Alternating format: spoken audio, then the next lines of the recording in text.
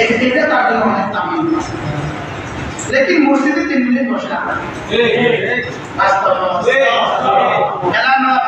নামাজের পরে ইমাম মেহনত করে জরুরি করা হবে, সবাই বেশি বহু ফায়দা হবে, তোমার কানে ঢুকবে না। নিয়ে চাকর করে চালু করবে। এরকম মানুষ আছে না?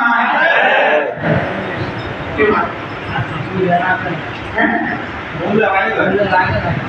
واذكر اسم ربك وتبتل إليه تبتيلا زمان কখন আছে?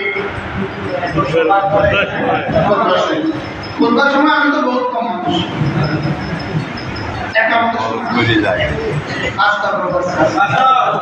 অথচ জুমার দিন রুকুমুখী আদার মধ্যে মসজিদের দিকে দৌড় লাগাও, তাহলে কিছু সময় দিব তো ইনশাআল্লাহ।